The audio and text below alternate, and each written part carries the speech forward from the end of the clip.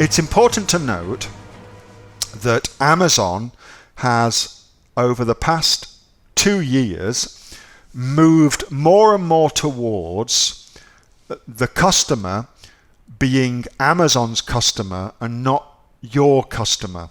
And they've done that in a few different ways. And one of the ways that they have done that is by limiting the interaction you can actually have with your customers, so that the relationship is a relationship between Amazon and the customer versus a relationship between you as a seller and your customer.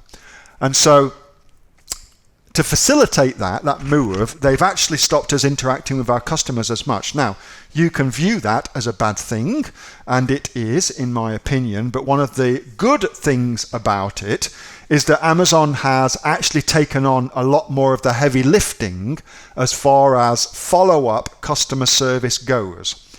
And if you're in any kind of business, you'll know that it's really important to have good customer service, and Amazon's customer service that they have now as standard is, for the customer, first rate. For us as sellers, it's not so great, as you guys would know, but for the customer, it's bloody brilliant. So how does all that map out? How does all that work? So what Amazon encourages your customers to do is come to the product details page and ask their questions. Got a bloody frog in my throat there. Ask their questions here on this part here, and you can see that loads and loads of people have been asking and getting their questions answered here, and this is something that you want to encourage. So the reason you want to encourage this is because this is SEO Gold. So in my advanced SEO course, blatant plug for Neil's advanced SEO course. In my advanced SEO course, I cover all of that and the exact ratios, how that works and exactly how that maps out as far as an SEO strategy. But suffice to say, having your customers come here to ask their questions is really, really good for you. Now, when they ask a question, you as the seller will be notified, but also every other customer that's purchased the product gets notified as well, which is important, because if you've got a consumable product, it actually reminds your past customers that you still exist, which is kind of cool. So you get a kind of double whammy for that. And what I try and do whenever I get my questions is we try and answer them ourselves, because that looks like as the owner of the business, we're engaged and we're interested in our customers and interested in doing the right thing for them, which of course we are. But it also means as well, you control the narrative and you control the answers that are being given. And you kind of want that. So here's an example of this. Does this set come with a fried steak? Here's an example. And here's an example of the answer for that. Okay, so you can avoid that kind of thing and this kind of thing by answering the questions yourself. Okay, really, really cool to do. Now, so that's one element of that. Let me just pause my screen. I just want to make sure I'm not going to share something I shouldn't share. It's okay to share, I guess. So here's the other side of that.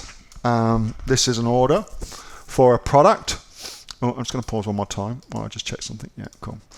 All right, so here's an order for a product. Greg has ordered this particular product, going to Texas. And here's what I can do as far as interacting with Greg. Now, the reason I can't do more of this, a lot of this is grayed out. The only one I can do is the refund, is because Greg's only just got his product. So, and some categories, some ASINs don't allow these anyway, but until Greg gets the product, has had it, some of these things don't come up, okay? So there's that. You can see for yourself, Amazon does not want me to talk to my customers because that's all I get to say to them, all right? Which kind of is shitty. But on the good side, they look after more and more of that side of the business for you. So you could argue that's a good thing. So, Sky, hope that answers that question for you.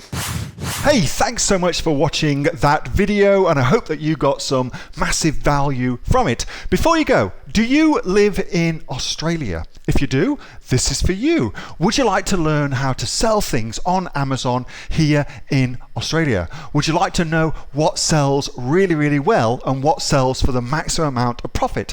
Would you like to know where you can source those products from, whether that be in China or here in Australia, and how to source them so you pay bottom dollar and get maximum value for what you're doing? If you do, please subscribe to my channel and like this video, and you'll learn that and much more. It's the exact same information that people like Jeff from New South Wales have used to make $45,000 a month on Amazon, that Sue, who's from the sunny coast, has used to purchase herself a brand spankly BMW every single year as a result of her e-commerce business, and the lovely Kate from Bowral in New South Wales has used to make $32,000 a year on, a month, not a year, a month on Amazon, and indeed Anthony, who makes $15,000 a month on Amazon, selling, as he puts it, odds and sods. If you'd like to learn the exact same information that they use to maximize their profits for their Amazon businesses, subscribe to this video, like my channel, post below if you want me to teach you something. Okay, I'm out of here. Speak to you soon. Bye. Subscribe. Do it now.